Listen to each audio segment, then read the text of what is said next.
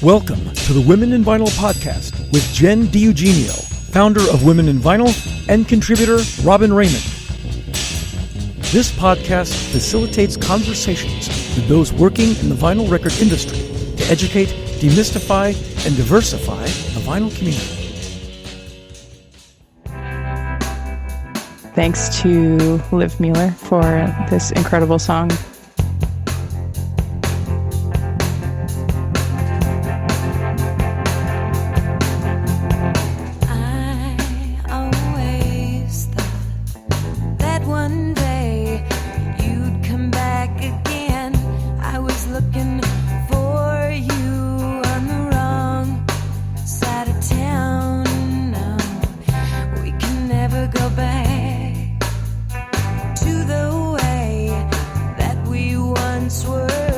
Thank you for listening to the Women in Vinyl podcast. This episode, we're talking to Caren Kelleher, founder and president of Gold Rush Vinyl, a record pressing plant in Austin, Texas, named one of the most innovative companies of 2020 by Fast Company. Thanks for joining us, Caren. Oh, it's always so nice to connect with you. Yeah, thanks, Caren. We're glad to have you. You've been a hot commodity these days. Yeah. Hard to pin you down. Stop it. You flatter me. Oh, I will keep it coming. Trust me. This whole time. So how about a little background for those that don't know you? How did you get started? What is your background? I actually was just a huge music fan as a kid. I think like a lot of people that get into the music industry was the one making mixtapes and mixed CDs at the time for people. And just always loved music. Didn't have a ton of talent for it myself, but knew I wanted to work in the music industry. And ended up getting an amazing job right out of college working at Paste Magazine, running their marketing. And it exposed me to so much of what was going on in the music industry.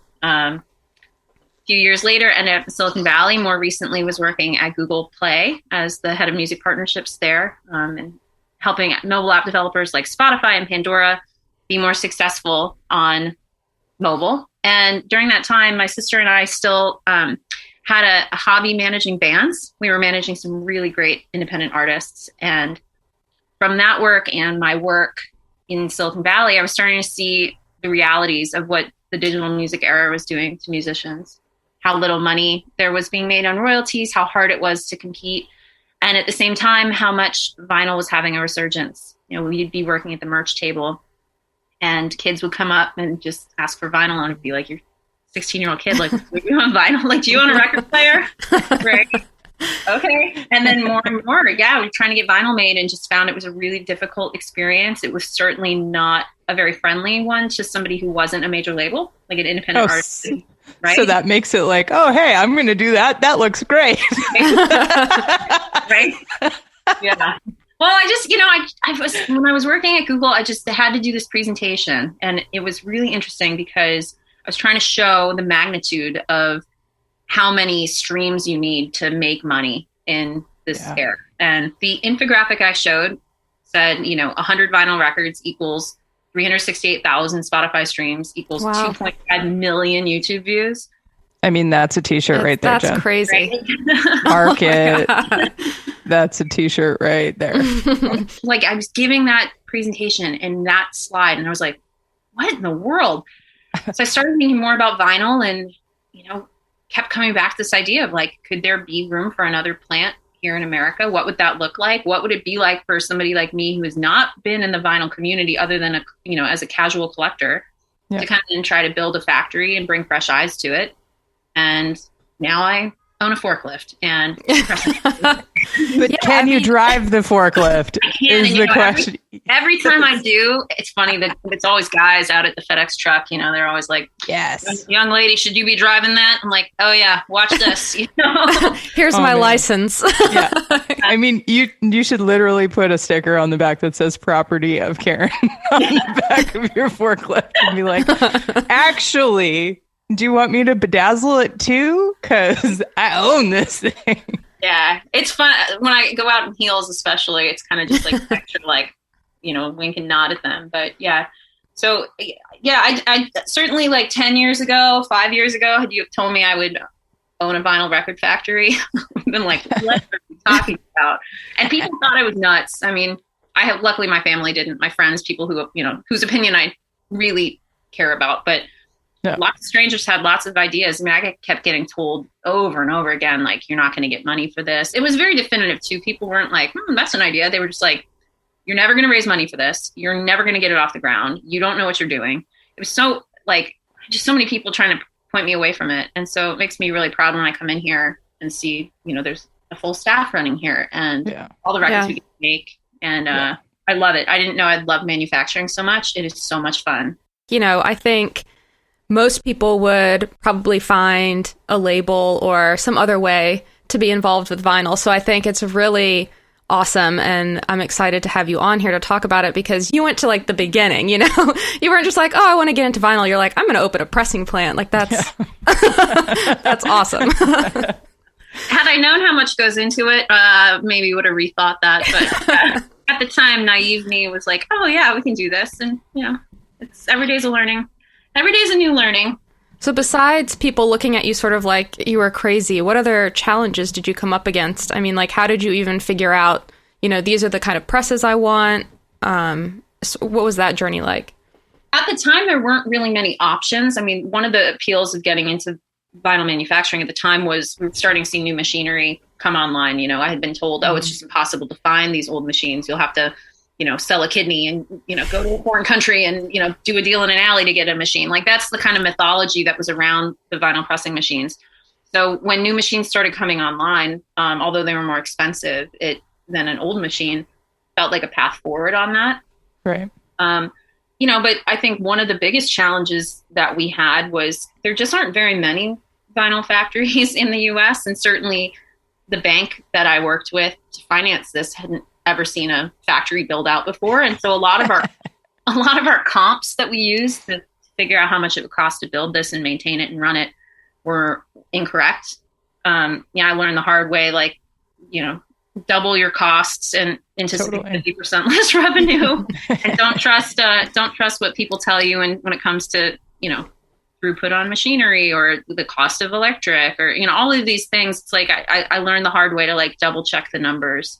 So that was really hard because it's extremely capital intensive to start a factory when you have to have a ton of money and luckily, especially I think this has played in my favor being a woman owned business, was able to get banks on board that saw what we were doing and realized it was a growing market and something they hadn't invested in before and was able to clear that hurdle. But I know that hurdle exists for so many people. And I was really lucky just to find good banking partners that would help me with that. What made you choose Austin, Caren? Because you were out in California in Silicon Valley. What made you be like, Texas, that seems like a good idea? I had an Austin keychain on my key ring for like 10 years for no reason. I don't have any family. Well, now I have family here, but I didn't at the time.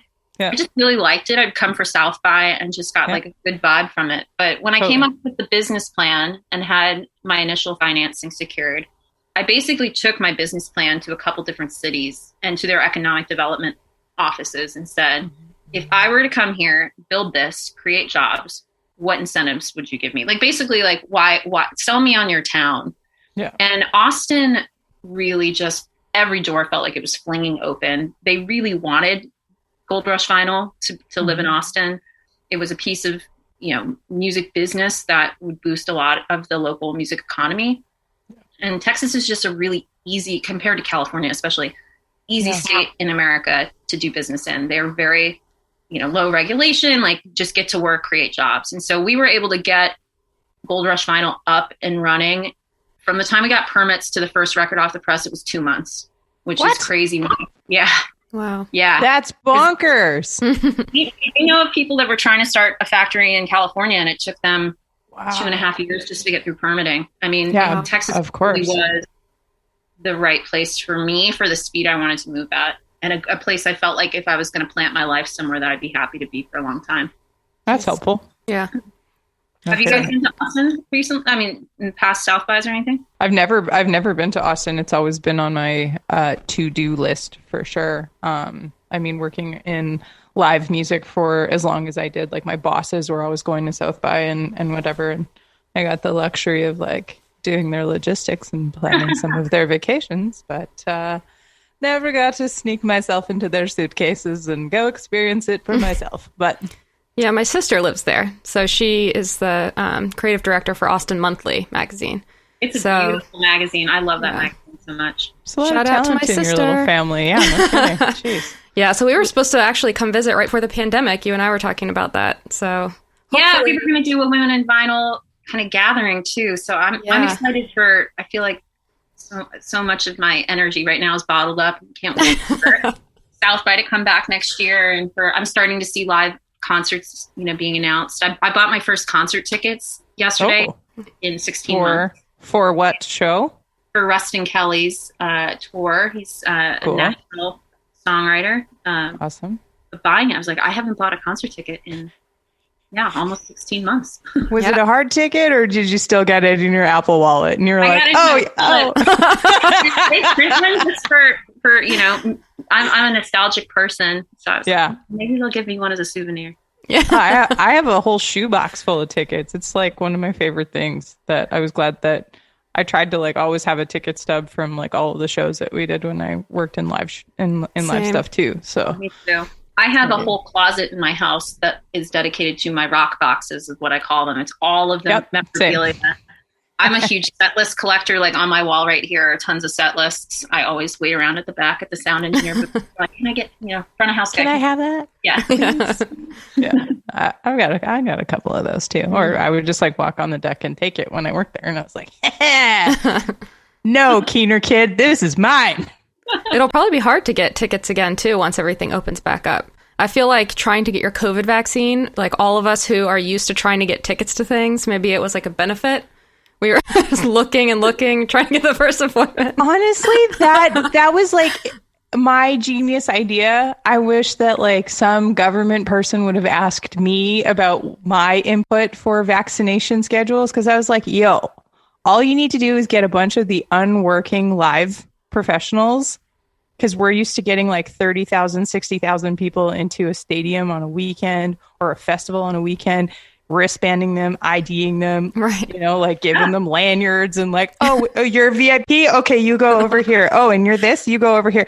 Backpack checking them. We could have had the entire US vaccinated in one weekend.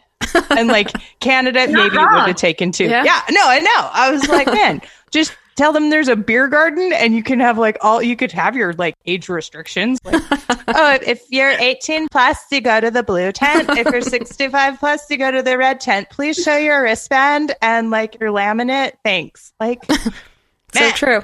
Put everybody back to work. It's I was like, man, logistics? Yo, that's my thing.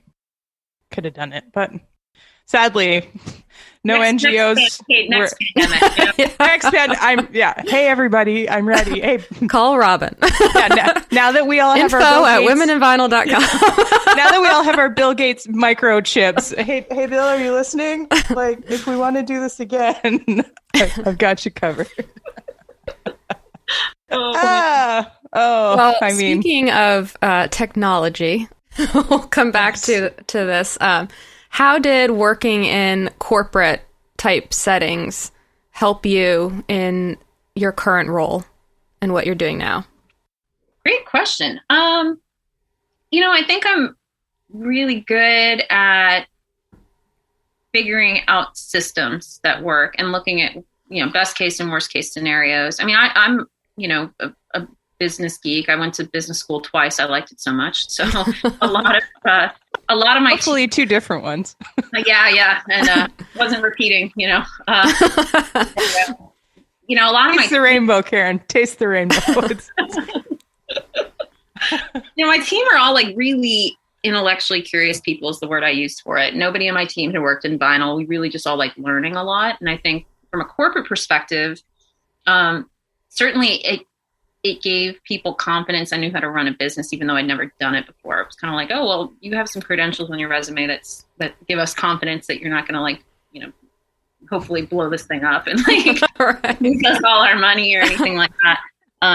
And we're a really small, lean team. So I think one thing I took away from my time in Silicon Valley, especially, is how to use software to your advantage. We do so much behind the scenes with geeky code, like custom software, things that we've built to make our lives a lot easier and make our customers' experience better.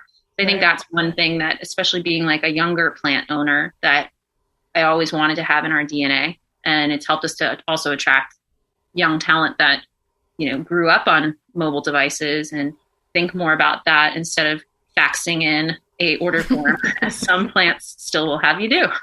Fax. Come on. I had to fax something the other day, and I was like, where do you even go to find a fax machine? Right. Kinko's, I think. Keeping the facts alive. Yeah, right. I mean, you were saying that there was a lot of people that were kind of naysaying you at the beginning. I mean, and I feel like we all came from a little bit of that hurdle in all of our roles.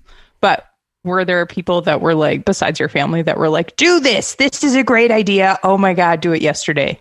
Like, do you want to shout those people out? Like, were there people that were like absolutely like helping you along in the process? Or were you kind of just like, nah, I'm going to do this. And I'm just, shut up, I'm going to do it. I had a great group of friends in San Francisco. And the hard part about leaving there was leaving that community. But I had people who were even like printing business cards for me to encourage me. I looked at leaving corporate America for a long time and was really scared to do it. For silly reasons in hindsight. But, it is a big leap of faith to start your own company and leave something that's secure. And, I had friends, I'm thinking my friend Jessica Henry is one of them, who really encouraged me and weren't pushy about it, but, saw the potential in what I wanted to do and kept me honest with what my dreams were. I also had a group of music industry folks in San Francisco. We would have weekly gatherings. It was so much fun. We'd always have dinner and just talk about live shows or how we could keep that music scene alive with everybody fleeing San Francisco. It was so expensive for musicians to live there. Still is. Right? No kidding. So that group of people were just really tremendous. That's awesome. My friend AJ Magnuson is coming to mind too. So shout out to him. Nice. I love those people. I feel like we never really hear about those ones where it's like, everybody told me no. And then there's like the little person with the like teeny tiny little pennant that's like, no, you can do it. Go do it. Yeah, that's a great point, Robyn. Yeah. Because, I've been really lucky in my life. I have so many people who cheer me on and are cheerleaders for me. And that's hugely important when you run a business. It's a very lonely thing to do. And especially something of this scale. I was just talking to one of my other, favorite friends and champions, Mina Choi, who's a fantastic musician and composer. And we were talking about just, even when you're down and out, you still got to put one foot in front of the other and march on, whether you're scared or facing really tough challenges. Like, you just have to keep going. And when I get down on myself, it's hard not to have a pity party sometimes, but I have friends who just kind of pick me up and say, hey, get back on your feet and keep going. No, that's awesome. I mean, it's hard, especially being the leader, and when you get bogged down and you're like, all of these people are depending on me. I mean, that's obviously opposite from like what I do. 'Cause it's just like one woman show, but the only person I get to let down is myself daily, but you have a whole entire crew. So, I mean, that's got to be like the weight of the world on your shoulders all of the time too. So, I mean, it's incredible that you've got that mindset where you're like, keep going, you've got forward momentum, man. I mean, that's what I tell everybody all the time. It's just like, just keep going and you'll get through it. Don't get bogged down.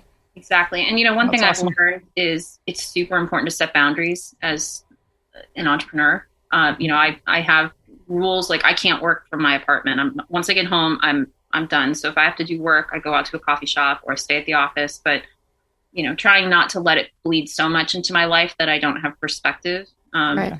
I make a point to exercise, 3 to 5 times a week and tell my staff I'm leaving to go do that. And I think modeling that to them and saying, I care about my personal mental health and my physical health, emotional health, that, being loud about that helps to say, I love what we do, but it's not as important as taking care of yourself and making sure that you can be as sharp as possible, because the kinds of problems that get kind of tossed in our direction really do require you to be sharp all the time.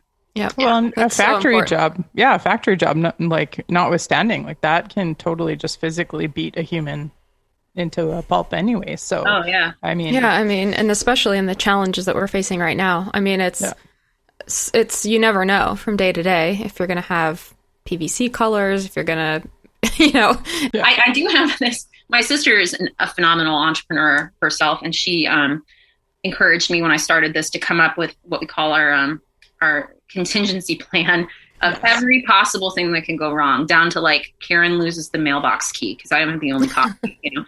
I was joking with her. I was like, we didn't put like cardboard shortage on there. How would I ever known that was going to happen? All right. Yeah. And it's crazy. I'm sure, Jen, you feel this way too, but like there's no playbook for this era we're in. Like I call my advisors for advice and, how do I navigate a COVID supply chain issue? And they're like, I don't know. I've never seen it either. I don't know how you deal with a staff member who got COVID but wasn't in the factory. You know what I mean? It's just all these things that we're having to learn on the fly. Yeah. It's crazy. Yeah. I bet Google helped you be armed for those kind of situations too, though, because there was like so many balls to juggle with that and like undiscovered territory with going into the digital space that didn't really exist prior to those kind of moments that you were there. Like, you seem primed for all of this like ball juggling and plate spinning. I think too, like corporate, because I mean, that's where I come from too. I think it sort of teaches you like organization and like to think through things in a different way, to be able to sort of think on your feet. I don't know. I feel like a lot of that was actually really helpful in the current position that I'm in to sort of problem solve in that way. And that's a great point. And one thing too that I was reminded is if I made a mistake at Google, it wasn't going to send the company stock plummeting down, right? Like you have a little bit more room to make errors only because of the magnitude of that company and how big their scope is. So me making a mistake, it can hurt my team or hurt our product, but it wasn't the same as like, in this company, which I steer the ship. If I mess something up, it could really take it down. So I do think you get practice in quick decision making and, improving your judgment ability in a place like that with a bit of a safety net compared to like being on your own. Yeah. I mean, you got to take big swings in things like this for sure. I mean, but there's obviously lots that have paid off with doing what you're doing at Gold Rush because you guys do some pretty special stuff there. Thank you. Yeah, the team, I'm just blown away by their creativity and their commitment to quality and things. And that comes from them. That's not me coming down on them and saying, you got to care about this. That comes straight from the press operators and from our packaging associates who will challenge me and say, we could do this better. And I'm really lucky as a boss that that's the kind of team we have. That's great. Well, and you guys, let's talk about the gender gap a little bit, if you're comfortable doing that. You have more than a 50-50 ratio at Gold Rush, correct? We do, yeah, which is really something I'm extremely proud of. I wish it was higher, but for our industry, it's amazing. And I spend a lot of time mentoring younger women. Our internship program is a great place for me to do that. And trying to just be as realistic with the women on my staff as possible about what my experiences have been in business, let alone the music industry. Totally.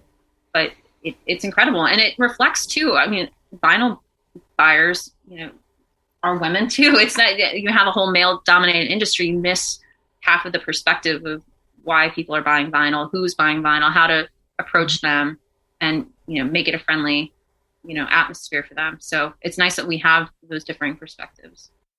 Yeah, that's awesome.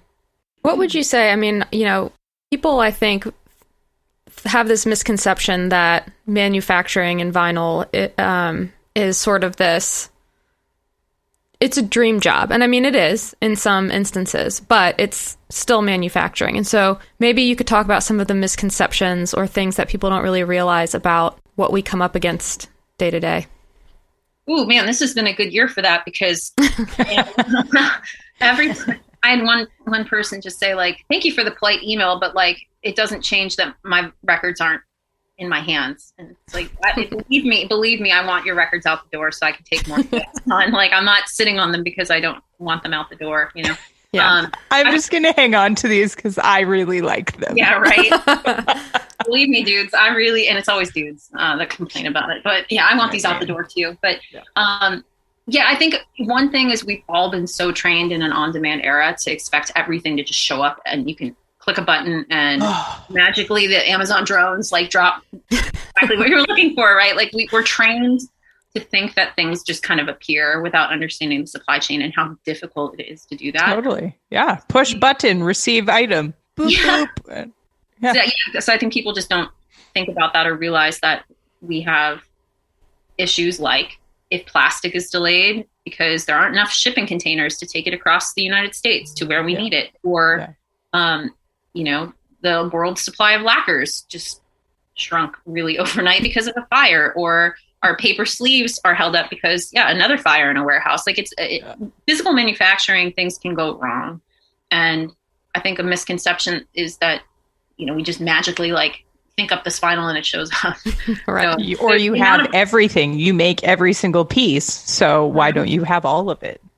Exactly. There, immediately. And that's a lot of the conversations we have with people is, you know, when they're disappointed about something, a lot of it's out of our control. A lot of it's in our control too. And even that is mind boggling to me when you think about how many things can go wrong in a record pressing between you're dealing with a lacquer, you're dealing with metal plates, you're dealing with plastic substrate, heat, you're dealing with steam. I mean, it's an amazing cycle times. Yeah. All the things. Environmental factors as well. How is the heat in Austin? Is it cold there? Oh, did something cold happen there this year too? Yeah. Right. Oh my gosh.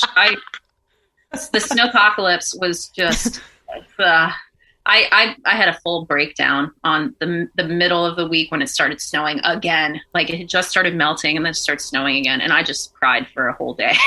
Yeah. I mean, collectively as Canada, we were like, what is happening out there? Right. Like, well, and you know, like my sister at first when it started, I was like, well, you know how to drive in the snow. You know, like you're from up north, like we know how to get around. And then both talking to you and her, it was like, well, the city just wasn't equipped at all. It wasn't like they, you know, put salt or litter down or anything. It was just like they weren't ready. Oh, it was nuts. Pipes aren't insulated. Like you guys don't know how much stuff goes into our infrastructure up here to be able to habit these weird spaces. Like you're counting on everything not freezing for half of the year. It's wild.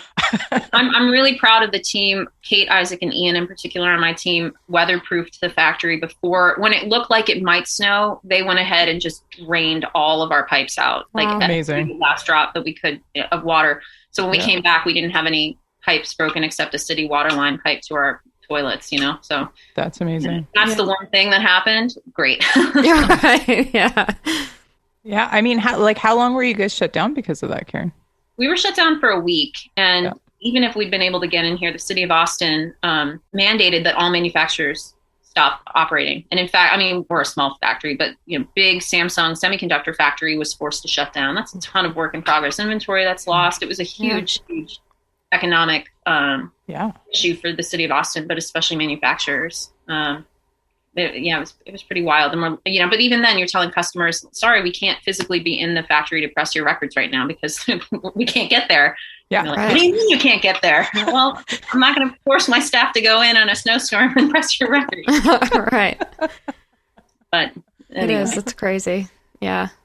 Oh, what were the animals called that Luke Skywalker got in on?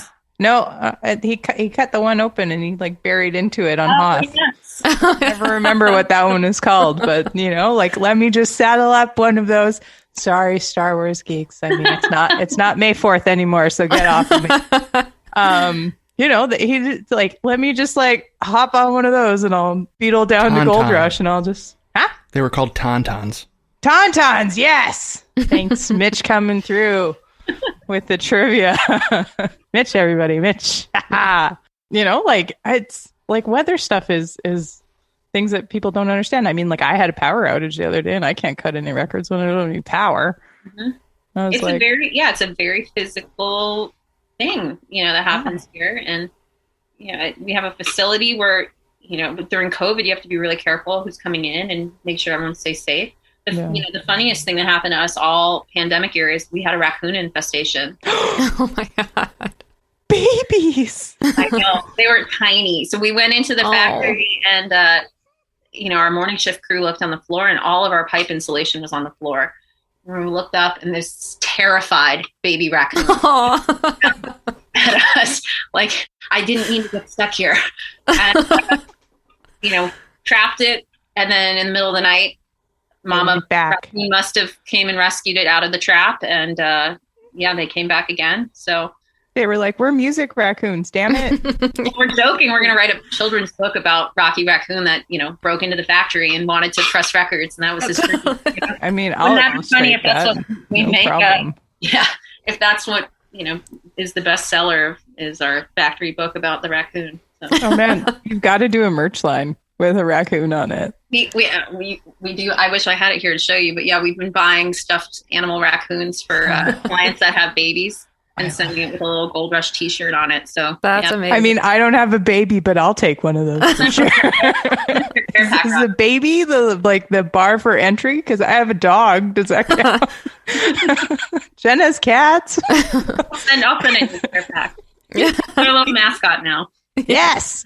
Oh man, there was a raccoon that greeted me just as I got home yesterday. It was the best part of my day. He was sitting on top of this little trash pile, and I was like, "Look at him, sweet prince!" And my dog couldn't even see him because he was perched up a little too high. Because usually Parker loses his mind if he sees a raccoon, and we never see them out west in Canada because I guess they don't have to come into the cities to eat, so they stay out in the woods, but. That was one of the best parts of moving to Toronto was seeing all the trash pandas all the time. Trash Panda's our fake band name at the factory. Oh. This is great. We're the going. Whole other side hustle. We're going immediately. Well, speaking of, I'm so curious about how the lawyers for the Beatles found out about your other business venture, the Octopus Garden. Yeah, so when I was a kid, I was super creative, and I have the best parents in the world. And one of the reasons they're so wonderful is they never, ever told me my dreams were silly. I'd come to them with these business ideas or, creative ideas, and they always were encouraging. Even if it was nuts, they'd nod their head. Great.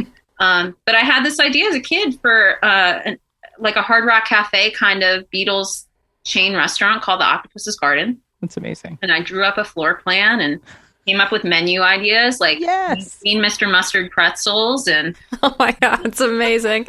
glass onion rings. I mean, I went pretty deep, and my parents thought it was really clever and explored getting it intellectually protected, and instead got a cease and desist letter from the Beatles lawyers. That was the first of 2 times in my life that would happen to me with the Beatles, but I still think it's a good idea. So maybe their estates will see the value in it someday. But yeah, I mean, you only. Do you still have those as trophies? Because somewhere, yeah, my parents were so sweet and saved so much of my childhood. Laminate it and put it in a binder, and then we're gonna actuate this. Clocks ticking, Ringo and Paul. Clocks ticking. Yeah. I mean, besides the raccoons ripping all of your insulation out, you guys have been kind of innovative and leading the field in trying to be as energy efficient and environmentally friendly as possible. Can we talk about that, those kind of parameters of the factory? Yeah, and I think when I started looking at this industry, I was really shocked at how much waste was acceptable. Every conference I'd go to or article I'd read, people kind of shrug and say how much vinyl they went through learning how to make records or how much they threw away on a weekly basis. And I was just shocked as an outsider that was an acceptable tolerance. And so from day one, really wanted the staff to be focused on that and how to reduce waste. And then, in a city like Austin, which is, wants to be much greener and has resources for that, it's been actually a really good place for us to be. The city itself has a number of programs that encourage entrepreneurs and small businesses to find waste like our scraps from the flash that comes off the records and to find creative uses for it. So we've participated in a citywide competition each year as a supplier. And last year, the 2 winners of that competition chose to use our scrap materials in their products. So one makes household pots for plants out of flash and out of like the ends of use makeup and things like that, and puts that all together. And another is making iPhone cases with our plastics. Oh, wow. We upcycle our wasted records and turn them into art pieces like vinyl bouquets and bowls and things like that too, and sell those to consumers. So part of why it was important, a couple of reasons it's important to me, but one is if you're looking at the future vinyl buyers who are young kids, sustainability is very much on their mind, right? Yeah. And I can't anticipate a world where we're not going to get increased calls for visibility into the supply chain. People are going to want to know what's in their records, what they have in their hands, what's in their household, right? And so for us, we're far behind where we want to be in terms of like goals and dreams for sustainability, but the little things we've even been able to do with our factory design and how our boiler systems work and things really were with energy efficiency in mind. And I hope, pushes the rest of the industry to think about that too. Have any other plants like reached out to you to ask the things that we're doing in those respects?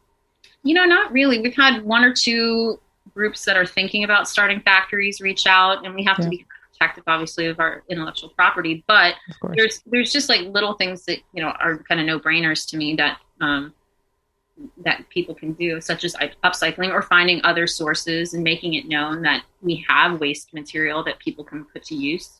I wonder if that's maybe a category that we could suggest to the old making vinyl dudes for when we get back to having in-person soirees and conferences where we all get to share our ideas. Where we're like, hey, look at all these fun things that these guys did with their waste records. Yeah, because we hate putting it through the trash. We don't have enough waste ourselves to regrind and put that back through the machines. It would be more it would take more energy, manpower, and cost to do that than to just find other homes for it, which I think is partly why we started looking for other homes versus just chopping it up and putting it back through the machines. But yeah, for sure. We have looks like some pandemic and band type questions. So, lots of questions. During this time, did you change any aspects of production as far as like minimums or how you were pressing things to sort of help bands still be able to put out records when it's been so difficult? Yeah, I mean, I think the biggest thing that's changed for us is it's really frustrating to talk about is, our turnaround time, which was our kind of competitive advantage, has been destroyed pretty much. Well, I'll say this. For independent artists, I see it as very long. When I hear what, the labels are looking at, not getting things on a press for 50 months, you're like, okay, well, or 50 weeks, excuse me. I was like, wow, 4 years? That's some planning. Right? Get going.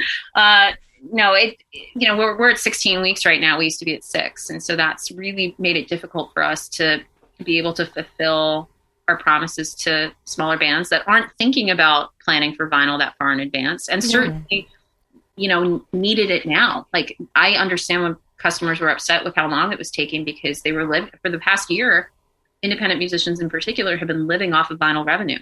There's no shows, what else? Nobody was putting out records to tour against. So vinyl and merch were critical. Yeah. And so the team and I've been like really focused on trying to get those turn times back down to help independent artists get through this cash crunch. But, a lot of that was supply chain issue. For reasons I still quite don't understand, we also were the only manufacturer in the city of Austin that was forced to shut down during the initial shelter in place. Oh, crazy. If you went to the city website, it said like hospitals open, libraries closed, manufacturing open, vinyl record manufacturing closed. Weird. Except for you, Caren. You're closed. And we're the only ones here. Feel a little singled out there. I feel attacked.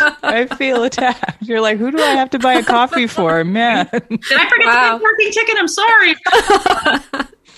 Took the mayor's parking spot. Yeah, because we were able to stay open. We fell into the manufacturing category and we had, enough of a warehouse that we were able to stay open through it all. Yeah, I mean, we have a big enough space. And actually, Jen, we used Furnace as a reference to say there's precedent for us to stay open. And Amazon in Dallas as well. And I don't understand that. But, it put us behind schedule. And one of the hard things that happen when you turn a factory like ours off for that long, for 3 weeks, and try to start it back up, it's like a grumpy teenager trying to get them out of bed. It's just... one thing after another was breaking. And so I think the hardest part for me as a leader in this year has been watching best laid plans just go off the rails for reasons that are out of my control. It's taught me to let go a little bit more, if that can be a positive from it.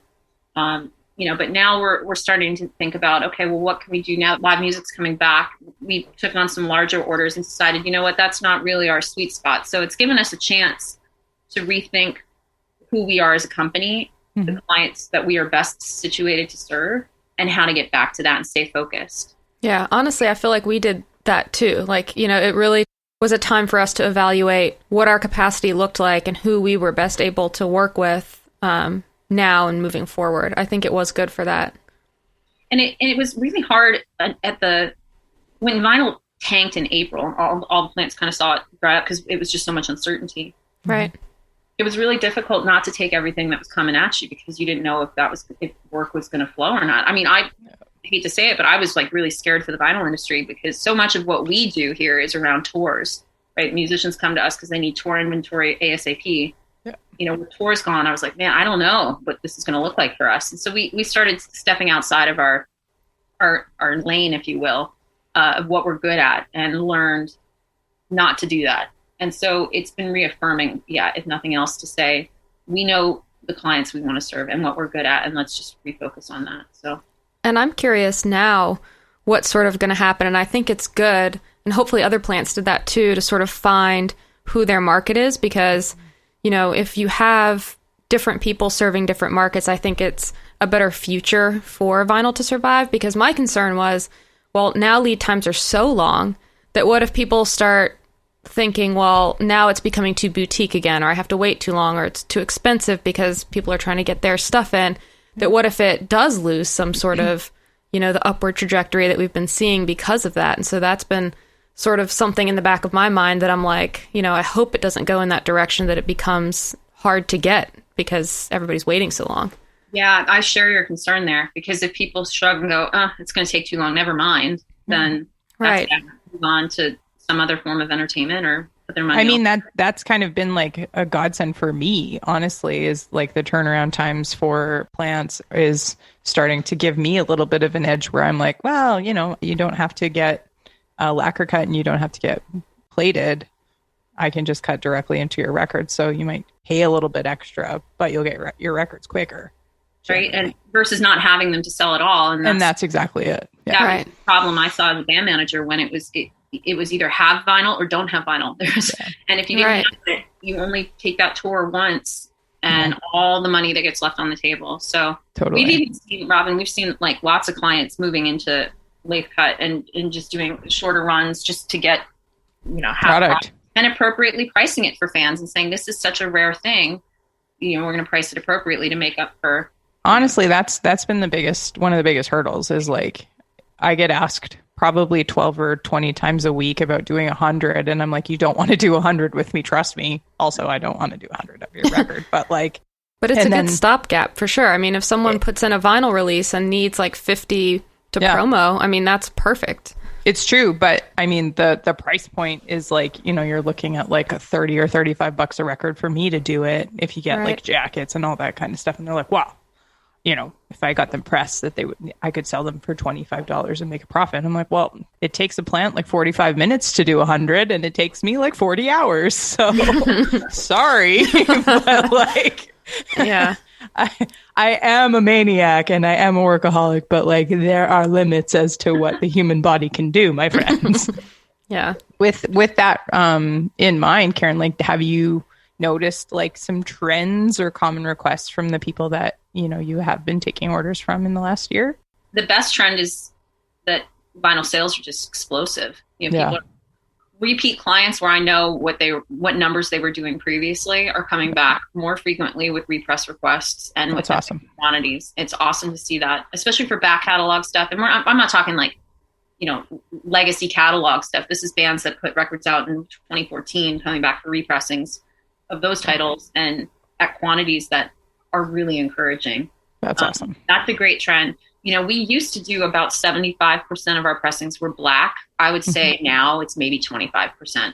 Okay. A huge shift towards color and the kinds of crazy color combinations people are asking us for. think that reflects that there's just a lot of vinyl in the market, and trying to differentiate and make it worthwhile for a fan to buy it now. Right. Or buy two of them, buy the black one and buy the wacky color one. Exactly. Collect them all. Totally. Yeah. Okay. That's a trend I've been seeing a lot too. Yeah. Gold Rush just kind of came up with like a subscription service. Can you tell us a little bit more about that? Because that's, I mean, with the artists that you guys are working with, like it's a very alternative to like an alternative model to like the Vinyl Me Please and like the other ones that I can't remember. There's so many of them now, but there really are. We every summer our interns research the vinyl subscription market for clubs, and they come back with like 10 or 15 more each summer. yeah, I know, it's bonkers. Yeah. For us, we've been talking about doing a club for a while as a way, ultimately, like our goal as a company has nothing to do with vinyl. It's our mission is to help musicians make more money. For us, one way we thought we could do that is to create a consumer demand for those records. So we get lucky, we get to hear great music before anyone else does. And sometimes something comes across our plate and we're like, wow, more people should hear this. Totally. Since the biggest kind of investment in vinyl is the upfront cost and the setup, by the time we've gotten on the press, for us to run an extra 100, 200 records is not a big deal compared to starting the process at the beginning. Yeah. And so for us, when the pandemic hit is when we launched the Vinyl Club. And it was in part to help musicians earn a little bit more money. Mm-hmm. For us too, it was about, diversifying where our revenue was coming from. So it wasn't all just manufacturing, but we start tiptoeing into consumer. Yeah.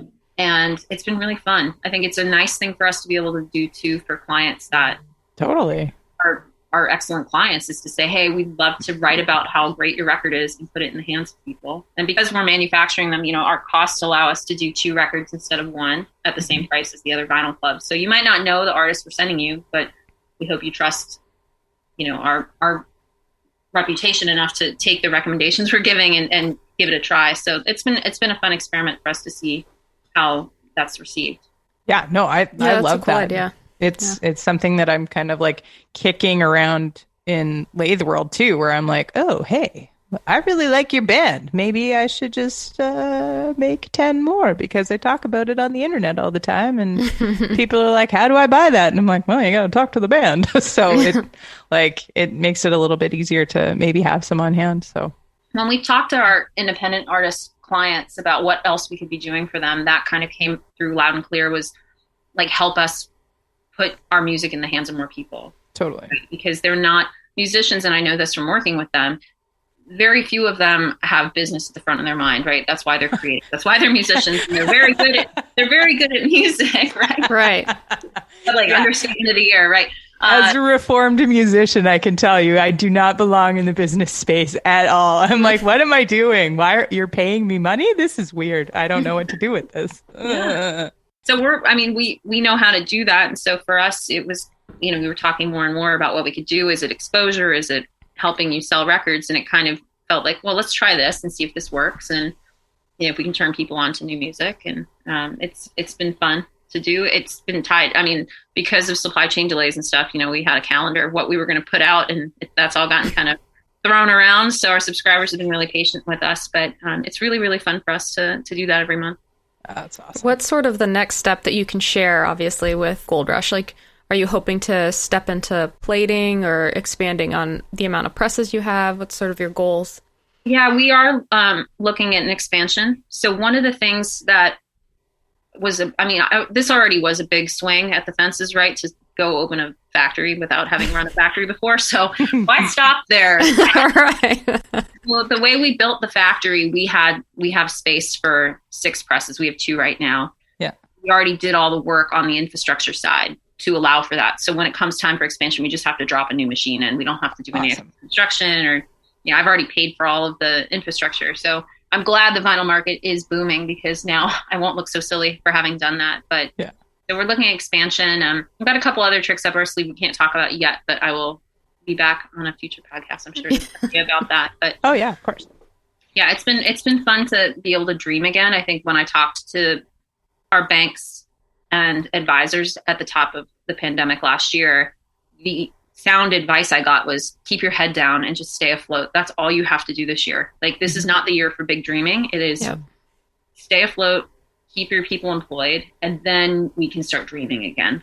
And I feel like we're there now. We're through the worst of it, and the staff are excited for the future and, you know, making plans. And it feels good to be able to think about the future again and not have this kind of cloud hanging over us. Yeah. With the pandemic notwithstanding, is this venture living up to what you thought it was going to be when you were like, I'm going to start a record pressing plant? This is what I'm going to do. You know, it's funny. Every year I look back at the original deck that I built, that I took into the bank and said, I want to start a factory, to see how it holds up. Yeah. And I had no idea how much more fulfilling it would be than I thought to create jobs for people. I think that is absolutely the coolest part of starting a business. I don't make nearly as much money as I did in corporate America, right, as a small business owner, but I would trade that in a heartbeat for the amount of, like, just energy and good feelings I get in this work. And it's so much harder than I thought it would be. Just in the, you know, like I said, the contingency plan had lots of things on it, and then you find out, oh my gosh, I need a couple more pages of things that could go wrong.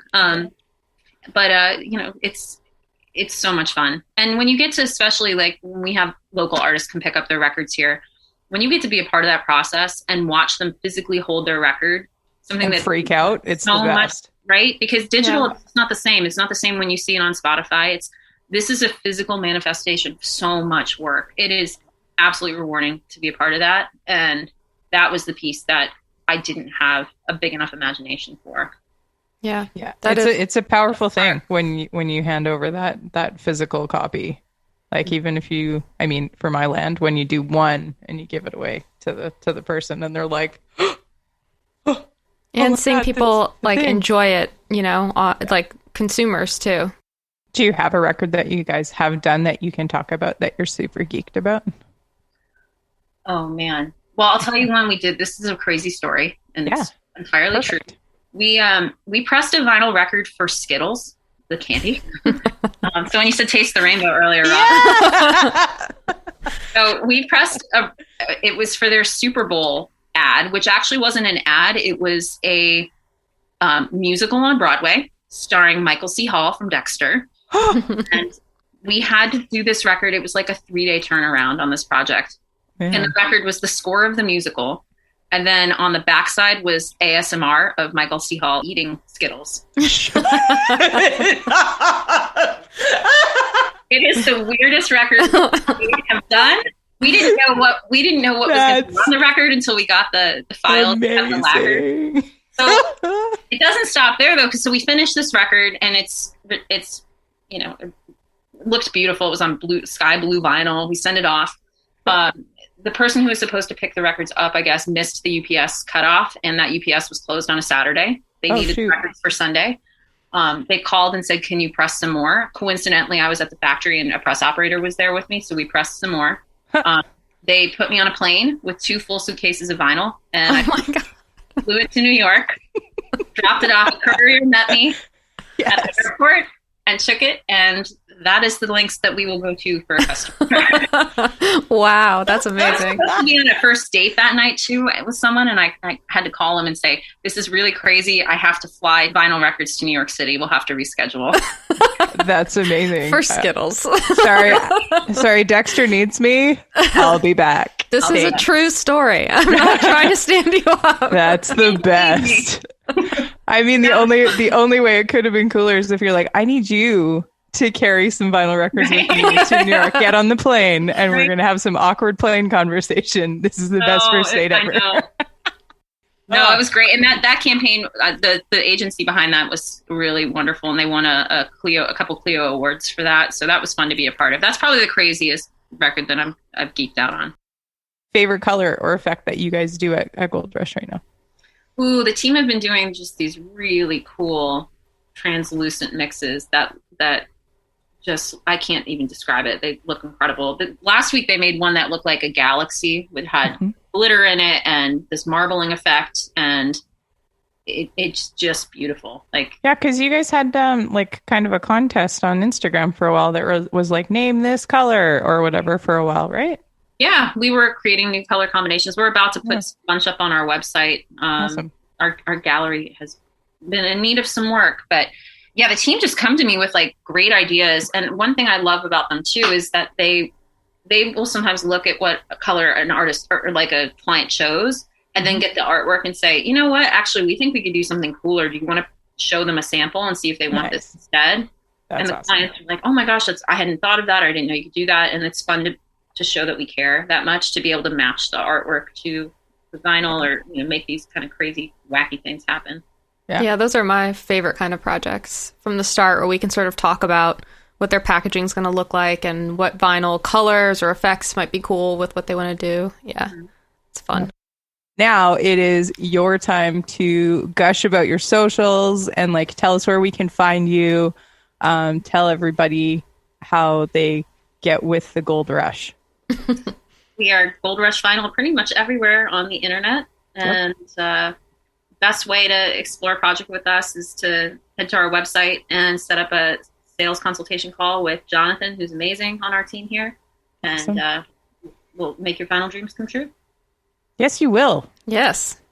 Yes, you will. Thanks you so much. This was great. Thanks, Caren. Oh, I always love any excuse to talk to both of you. And thank you so much for all you do for the women in vinyl community. It really is just phenomenal to see the kind of support that women are giving each other in this industry. And it's just encouraged me so much to like continue thinking about how do we bring more people into what we do every day, because it's a dream job. Yeah. Thank It you. really is. I mean, and it's people like you taking big swings that are allowing more people to get into those spaces. So Absolutely. thanks for being bold, Mama. My pleasure. Thanks as always to the Archival for our intro and outro music. Thanks to Liv Mueller for this incredible song. The Women in Vinyl store is live now too at womeninvinyl.com/store.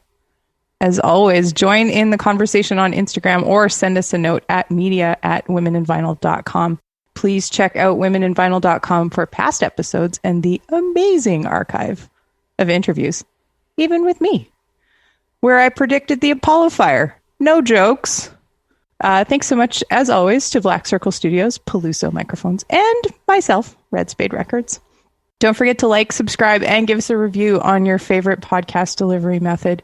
You can also contribute to furthering our mission at patreon.com/womeninvinyl, where you'll find all of the B-sides, deep cuts, amazing extras, and help us start a not-for-profit to further the demystification, education, and infiltration of more women and non-binary identifying humans into the vinyl making space. Thanks for joining us, everyone. This was Caren Kelleher of Gold Rush Vinyl. Yay. Take it away, Henry. This episode has been brought to you by Women in Vinyl, Red Spade Records, and produced by Black Circle Studios. Thank you for listening. Please remember to subscribe, and you can always contact us directly by visiting www.womeninvinyl.com.